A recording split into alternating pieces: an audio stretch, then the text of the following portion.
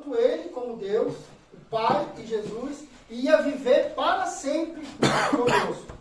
Em certa ocasião, Jesus, no Evangelho de Mateus, antes dele subir aos céus, ele pega e fala: ide, ensinai todas as nações, ensinando-as a guardar todas as coisas que eu vos tenho mandado. E eis que estou convosco todos os dias até a consumação dos séculos. Amém. Aí eu pergunto para os irmãos: Jesus está aqui? Sim. Alguém está vendo Jesus? Jesus, ele está aqui através do quê? Do Espírito Santo de Deus, irmãos. Eu vejo o espírito do Danda? Não vejo, mas ele tem um espírito. Senão ele não estaria vivo, ele estaria morto. Se nós não tivermos espírito, o espírito de vida, o espírito humano, nós morremos. Quando a gente morre, uma coisa que acontece, nós não conseguimos ver, o espírito sai do nosso corpo e a gente fica só a pele, né? Só o bagaço, vamos dizer assim. Então, o Espírito de Deus, ele não está lá com Deus, ele está aqui conosco. Se você quiser, ele pode estar o tempo todo com você, só que a gente não dá muita importância para isso. Se a gente ler todo o Novo Testamento e o Antigo Testamento também, a gente vê que o Espírito Santo de Deus, ele se manifestava na vida de homens e mulheres para eles fazer coisas gloriosas. Tem uma coisa que passa desapercebido, acho que eu estava até comentando com o Danilo esses dias, Sansão. O que dava força para Sansão? Tem muita gente até hoje que acha que foi o cabelo.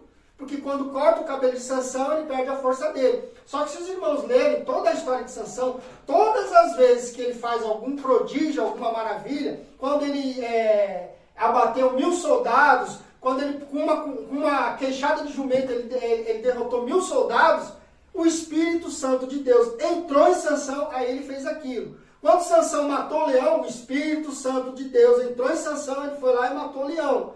Todas as vezes que um homem ou uma mulher ia fazer alguma coisa, o Espírito Santo de Deus se apoderava. Quando Davi foi ungido a rei, o Espírito Santo de Deus se apoderou de Davi desde aquele momento e ficou com ele. O Espírito de Deus que estava na vida de Saul, que era rei na época, saiu de Saul. E o Espírito mal foi atormentar Saul. E o Espírito de Deus estava com quem? Com Davi. Aí ele matou o urso, matou o leão, matou Golias. E tudo isso não foi no nome dele, foi no nome de Deus. Ele mesmo falou assim: quem é esse pagão, esse incircunciso que está afrontando ao Deus vivo dos exércitos de Israel? Ele não se conformou, irmãos, que um gigante, todo mundo estava com medo do gigante, todo mundo com medo, correndo, ninguém queria enfrentar ele. Fala: e agora, o que vai ser do exército de Israel? Quando Davi viu, ele era jovem, ele não estava alistado no exército ainda. Quando ele viu, ele falou: não, isso aí é uma palhaçada, né? Ele tinha o Espírito Santo de Deus. Nós temos esse Espírito Santo de Deus. E a mensagem que eu quero que vocês entendam esta noite, ainda que talvez ela seja curta, que você tem o Espírito Santo de Deus, ele está aí com você em todo momento, se você quiser. Se você não quiser, ele não vai invadir sua vida. Ele não vai chegar e falar assim: não, eu quero que você faça isso desse jeito, eu quero que você seja assim, você seja assim. Não, você vai ser do jeito que você quer, você vai fazer o que você sempre quis fazer. Mas se você entender isso, que Deus ele pode morar com você, habitar com você, onde Deus está, irmãos, tudo pode acontecer. Ele vai estar sempre te protegendo, ele vai estar sempre te livrando. Se ele não te livrar, embora você passe por alguma situação difícil, o importante é você saber: ele está aqui, ele está comigo, você vai ficar alegre, você vai ficar em paz, você vai conseguir passar por aquele problema, aquela situação, e o nome dele vai ser glorificado, e você vai sempre ter certeza que Deus ele está com você. E você vai sair daqui, eu tenho certeza, entendendo isso nesta noite. Porque nós falamos no louvor, e eu acredito que isso não foi em vão. Deus ele está querendo falar sobre o Espírito Santo dele. Ele está querendo falar da presença dele na nossa vida. Ele está querendo falar que ele te ama tanto que, independente dos teus pecados, dos teus erros, do que você faz, do que você pensa, ele te ama independente de qualquer coisa. Ele vai te buscar lá onde você está. Ele vai lá no erro onde você está cometendo. Se você trancar a sua porta do seu quarto, como já foi falado nessa noite também, ele vai escutar a tua oração. Ele escutou orações no passado de homens que eram bruxos, feiticeiros, que eles se arrependeram do que eles estavam fazendo. O ladrão da cruz, ele falou: Senhor, se tu quiser, o Senhor pode me salvar. Ele reconheceu: leva-me para o teu reino, né?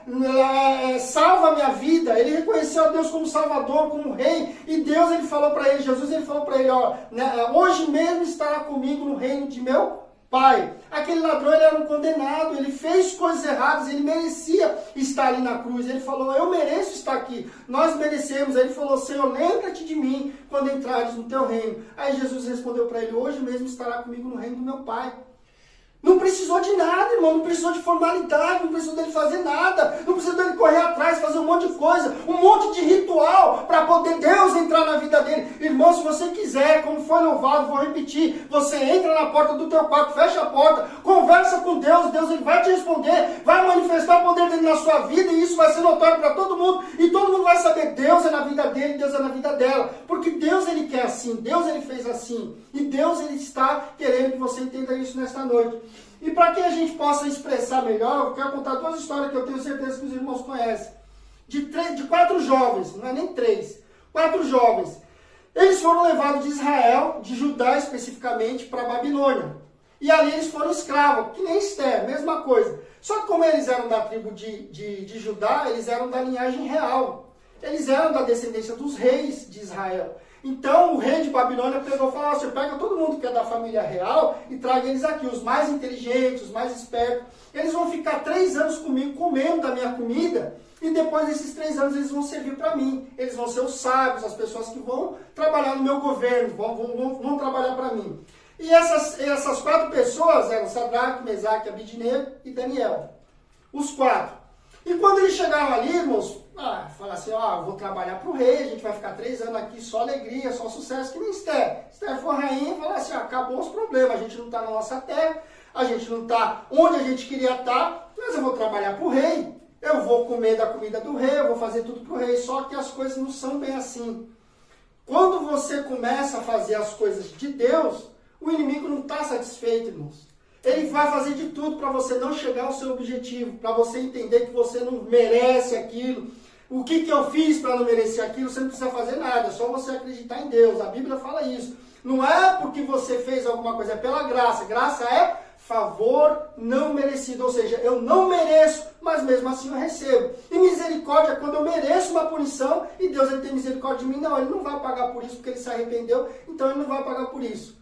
Amém? Então, isso é misericórdia. E graça é quando você realmente não merece, mesmo assim Deus te dá. Eu não mereço, mas mesmo assim Deus me dá. Nós não merecemos, mas mesmo assim Deus, Jesus morreu na cruz do Calvário para dar a salvação e várias outras coisas para as nossas vidas. Enfim, irmãos, quando eles acharam que estava tudo bem, eles começaram a passar por algumas provas.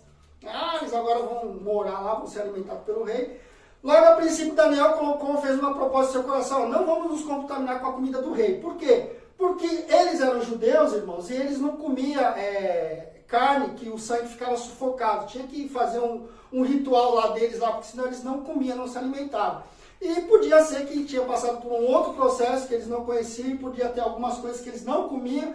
Aí propôs em seu coração em fazer um jejum diferente, comer só legumes. Isso pareceu mal aos olhos do chefe lá deles, lá que tomava conta deles lá da guarda. E ele falou assim, mas se o rei souber disso daí, vocês ficarem mais fracos que os outros, eles vão nos matar. Aí Deus, ele abençoou Daniel e eles ficaram mais fortes do que as outras pessoas que estavam se alimentando com a comida do rei. Mas isso aí foi só o começo. Mas por que eu estou falando isso? Porque mesmo eles estando com todos aqueles privilégios, eles não deixaram de passar por problemas e por situações difíceis. Mas eles tinham um diferencial na vida deles. Aí diz que quando estava parecendo que estava tudo uma boa de novo, o rei tem um sonho. Só que o rei, ele se esquece do sonho que ele teve. E essa, assim, para mim é uma coisa muito impressionante. Ele se esqueceu e ele ameaçou esses sábios, essas pessoas que trabalhavam para ele ali no reino dele. Ele chamou todos os astrólogos, todos os encantadores, todos os sábios do reino dele e falou assim, é o seguinte, eu sonhei um sonho e eu não consigo me lembrar do sonho. E eu quero saber de vocês se vocês sabem o que eu sonhei e me dê a interpretação do sonho. Porque se vocês não fizerem isso, vai todo mundo morrer. Eu vou matar todo mundo. Aí o pessoal ficou preocupado. Não existe isso, rei. Não há ninguém no mundo que sonhe alguma coisa e exija dos seus sábios que eles lembrem do sonho que você sonhou e interprete esse sonho. Aí Daniel viu isso, porque ele também ia morrer, Sadraque ia morrer, todos eles iam morrer, os 4 iam morrer, todo mundo que estava lá ia morrer. Se não lembrasse do sonho do rei, de Nabucodonosor, e se não interpretasse. Só que Daniel propôs no seu coração em fazer o jejum. Ele chamou os outros 3 e falou assim, vamos jejuar, e Deus ele vai nos nos revelar. Foi o que aconteceu. Deus revelou para Daniel. Daniel pediu para falar com o rei. O rei foi, escutou Daniel, achou que Daniel ia talvez enganar ele. Aí ele falou assim, ó, o que o senhor sonhou foi isso, a interpretação do sonho é essa. Moral da história, ele colocou Daniel no lugar mais elevado do seu reino e os outros 3 também num cargo mais elevado que tinha no reino. Aí a gente fala assim, agora tá tudo bem, né? Agora vai ser 1000 maravilhas.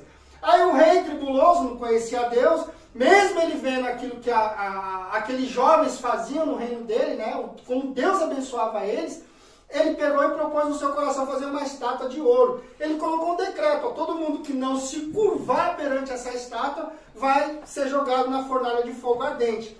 Aí quando ele tocou lá os instrumentos lá, apresentou a estátua, todo mundo teve que se curvar, os 3 não se curvaram, nem Sadraque, nem Mesaque, nem Abednego. Daniel não sei onde estava porque ele devia estar em outro lugar, porque ele tinha um cargo mais alto naquele reino, então ele devia estar em outro lugar. Aí o que aconteceu?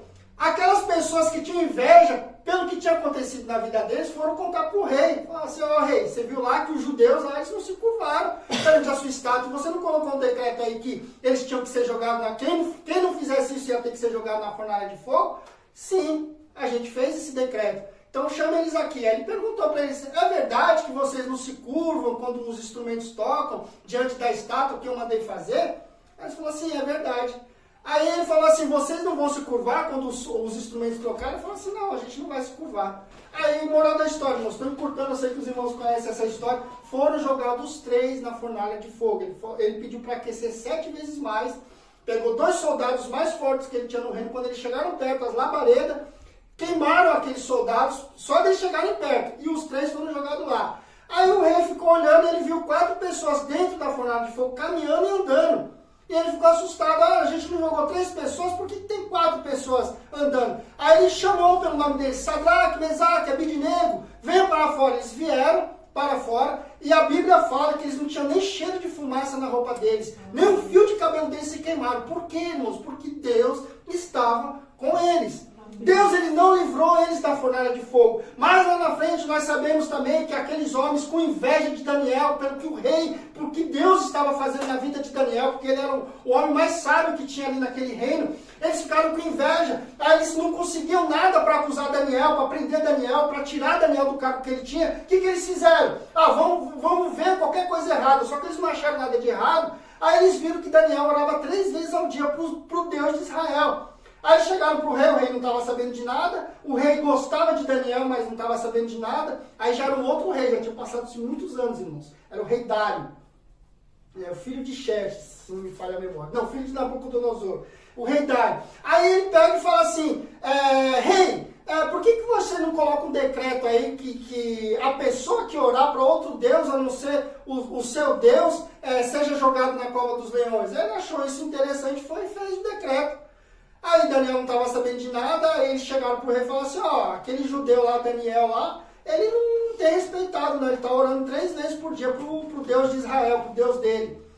Aí ele ficou atordoado, o rei não sabia o que fazer, ele ficou até de noite pensando no que ia fazer. Aí os sábios foram lá e falaram assim, aí rei, você não vai fazer nada? Você fez um decreto lá e Daniel vai ter que ser jogado na cova dos leões.